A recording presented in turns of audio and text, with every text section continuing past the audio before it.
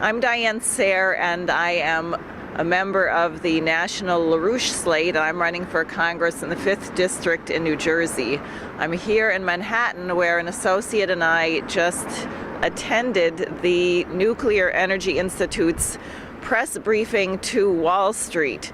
And this is a very sorry state of affairs, that we have a president of the United States who is so anti-science that he says things like, put more air in your tires in order to save money on gasoline, or give speeches saying we don't need fancy new fusion energy, why we can just insulate all of our abandoned buildings and we won't have to do any new building at all.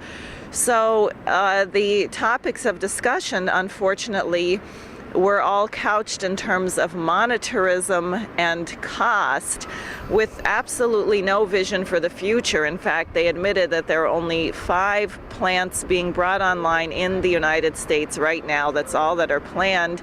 The president of Westinghouse was speaking of 10 plants, and those aren't the only ones, but that Westinghouse is involved in building in China. So you really see the absolute lack of vision or plan for the future in the United States. I was able to ask a question and reference the fact that the second law of thermodynamics was a fraud. If you look at the development of the biosphere, life has gone from being less energy dense to more energy dense, and therefore people who proposed going from a nuclear powered economy back to solar panels and windmills are in effect proposing that mammals would go back to being like reptiles.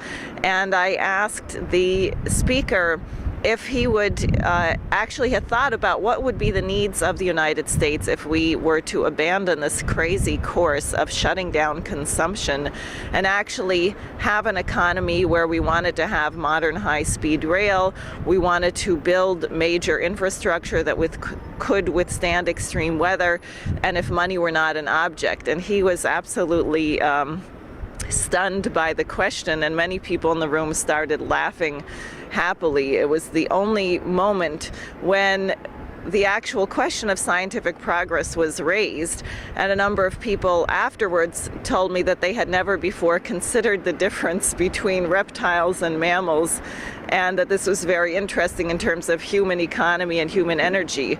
But it does underscore the fact that from the United States right now, there is absolutely no leadership in scientific progress, that the mentality of our political leaders from Obama on down, including this cast of crazy Republicans, have actually no plan for the future.